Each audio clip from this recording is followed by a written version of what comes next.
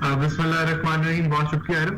سب سے پہلے تو میں سمجھتا ہوں کہ جو چیز اس سے صاف ظاہر ہوئی وہ یہ ظاہر ہوئی کہ پی ٹی آئی نے جو جس قسم کی گندی سیاست کی اس انسیڈنٹ کے اوپر اور کہا کہ پولیس ملی ہوئی ہے ان کے ساتھ اور یہ جو ہے پی ٹی آئی کو اس کا کریڈٹ لینا چاہیے ہے, بڑا اچھا اقدام ہوا. اور وہ 3-4 دن اسی رٹ لگائے ہوئے پوری قوم کو مس گائیڈ کرتے رہے. تو یہ تو ثابت ہو گیا کہ جو ہے وہ انٹیلیجنس کی ایجنسی اور رینجرز اس میں ملوث تھی. اور جو ہم بات کر رہے تھے کہ اسٹیٹ ابو اسٹیٹ ہوتا ہے اور چیزیں جو ہیں وہ پولیس کے کنٹرول سے باہر تھی, وہ چیز بھی ثابت ہو گئی. اس پہ اپوزیشن, اور یہ ہوا صرف تب ارم کہ جب ایک بہت زیادہ بڑی تعداد میں پولیس آفیسرز نے اپنی ڈس رسپیکٹ کی وجہ سے جب ریزائن دیا تو وہ پریشر بلڈ ہوا, تو یہ چیز ثابت ہوئی اور یہ چیز آگے بڑھی, ورنہ شاید یہ گول ہی ہو جاتی. تو یہاں ہمیں اس رپورٹ کے اوپر کچھ تحفظات ہیں اور میں سمجھتا ہوں کہ مریم نواز سے اپالوجی بھی ہونی چاہیے ہے, پی ٹی آئی حکومت کو معافی مانگنی چاہیے ہے جتنی انہوں نے سیاسی بیانات دیے اس معاملے کے اوپر اور جو غلط اب ثابت ہو گئے اس پہ ان کو معافی مانگنی چاہیے. دیکھیں اس چیز کے اوپر میں نے بڑا سوچا کہ سربراہ کا نام, تنقید بھی بڑی ہو رہی ہے کہ سربراہ کا یا کچھ جو 2-3 فرد جن کے نام لیے گئے نہیں لینے چاہیے. لیکن آپ سے میں سوال پوچھتا ہوں کہ اگر مثال کے طور پہ پاکستان کی 73 سال کی جو تاریخ ہے وہ گواہی بھی دیتی ہے کہ ملٹری کے جو سربراہان ہیں وہ ڈکٹیٹر بھی بنے اس ملک کے اندر, پھر وہ پولیٹیکل سپیس کے اندر انٹروین بھی کرتے رہے, اگر وہ انوالوڈ ہیں اور ہماری باتیں سچ ہیں, ایک سیکنڈ کے لیے آپ مان لیا جائے, تو پھر مجھے بتائیں ان کا نام لینا چاہیے ہے یا نہیں لینا چاہیے. اور اگر اس مسئلے کا حل نکالنا ہے تو جو لوگ ذمہ دار ہیں ان کے بارے میں بات کیے بغیر آپ آگے کیسے بڑھ سکتے ہیں. تو میں یہ سمجھتا ہوں کہ نام لینا ایک بہتر چیز ہے, کیونکہ لوگ جو ہیں جو ہمارے جو حکومت ہے پی ٹی آئی کی وہ پاک افواج کو بار بار سامنے لے آتی تھی کہ مسلم لیگ نون جو ہے وہ پاک افواج کے بارے میں تنقید کر رہی ہے, لیکن ہم اس چیز کو بار بار واضح کرتے رہے کہ ہم پاک افواج سے اگر پاک افواج کو سامنے نہیں لے کر آئے, مریم نواز صاحبہ کا آج ہی کا سٹیٹمنٹ میں آپ کے سامنے رکھتا ہوں, عمران خان جس طرح آئے تھے اسی طرح جائیں گے.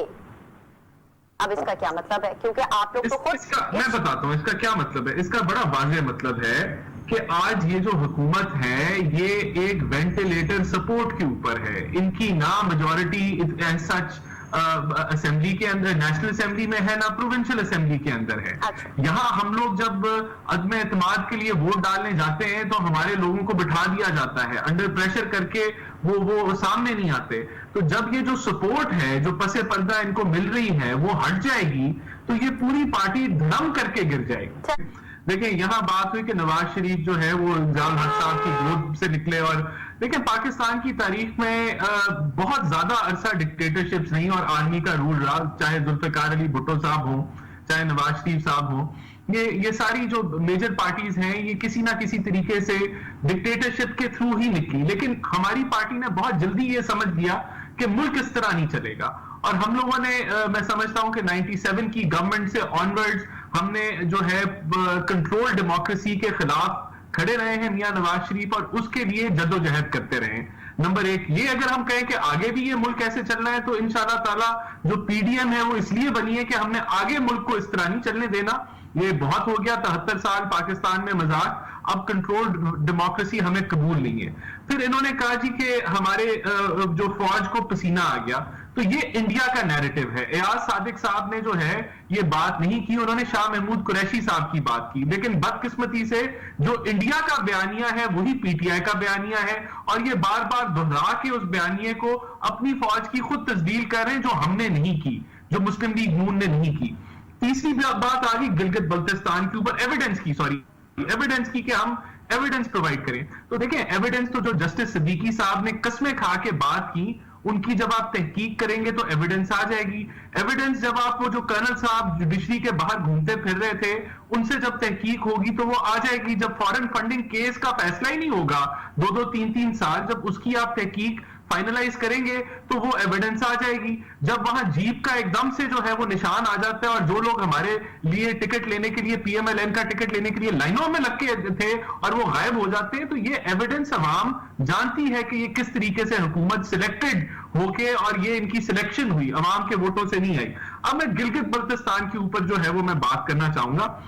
5 سال جو ہمارے دور حکومت کے تھے، آپ کو یاد ہوگا اس سے پہلے گلگت بلتستان ایک سیکٹیرینزم کی زد میں تھا اور وہاں نہ ٹورسٹ جاتا تھا نہ جا سکتا تھا. تو مسلم لیگ نون نے الحمدللہ وہ سیکٹیرینزم کو ختم کیا اور پیس کی ڈیل بروکر کی وہاں کی لوکل کمیونٹیز کے اندر، جس کے لیے جس کے بعد ایک اکنامک ریولوشن آیا. میں ارم آپ کو آن ریکارڈ بتانا چاہتا ہوں کہ جب میں 2016 میں گیا تو میری وہاں کے سی ایم کے ساتھ ملاقات ہوئی اور انہوں نے بتایا کہ اس سال 8 لاکھ ٹورسٹ آ رہا ہے. پچھلے سال 2015 میں 4 لاکھ ٹورسٹ آیا تھا، اگلے سال 16 لاکھ ٹورسٹ آ رہا ہے. تو یہ جو اکنامک ریولوشن گلگت بلتستان میں آیا، یہ مسلم لیگ نون لے کے آئی. ہم نے وہاں 2 بڑے جو 130 میگا واٹ کے ہم وہاں بجلی کے منصوبے وہاں کر رہے تھے اور وہ میرے خیال سے اب مکمل ہونے والے ہوں گے اور یہ ہمارے دور حکومت میں سٹارٹ کیے گئے. ہم ان کو نیشنل گرڈ سے کنیکٹ کیا. بے انتہاشا میں سمجھتا ہوں کہ جو ایک اکنامک ریولوشن ہے وہ مسلم لیگ نون لے کے آیا. اور میں سمجھتا ہوں کہ اگر فری اینڈ فیئر الیکشن ہوگا تو مسلم لیگ نون کامیاب ہوگا گلگت بلتستان کو صوبہ بنانے کے لیے. میرے خیال سے ہمیں اس پہ سیاست نہیں کرنی چاہیے. پہلے یہ ایک حکومتی اور ریاستی پالیسی تھی کہ ہم جو آزاد کشمیر ہے اور گلگت بلتستان ہے اس کو پاکستان میں ضم نہیں کرنا چاہتے، اس کو صوبہ نہیں بنانا چاہتے، کیونکہ اگر ہم اس کو بنا لیتے تو ہمارا جو بات ہے کہ پلیبسائٹ ہونا چاہیے کشمیر میں وہ بات ختم ہو جاتی. تو وہ اب انڈیا نے کیونکہ اینکس کر لیا ہے کشمیر کو ان کی ایک کمزور فورن پالیسی کی وجہ سے، تو اب یہ چیز ممکن اب ہوئی ہے اس کو اینکس کرنے کے بعد کہ ہم بھی جو ہے ان کو اپنا صوبہ بنا لیں. تو یہ جو بات ہے کہ ہماری 5 سال حکومت رہی، اس سے پہلے اور لوگوں کی رہی، تو اس کی حقائق جو ہے وہ یہ ہے. اور میں سمجھتا ہوں کہ یہ پاس گیون انہوں نے پی ٹی آئی نے کیا ہے پچھلے 2.25 سالوں میں کہ لوگ ان کو ووٹ ڈالیں گے. تو میں اگر یہاں انہوں نے تو ہر چیز تباہ کر دی ہے، چاہے وہ معیشت ہو، چاہے وہ جاب دینے ہو، چاہے ان کے وعدے ہوں، وہ سارے جھوٹے ثابت ہو گئے. تو ان کو کس نے ووٹ ڈالنا ہے؟ تو اگر فری اینڈ فیئر الیکشن ہوگا تو انشاءاللہ تعالی مسلم لیگ نون ضرور جیتے گی.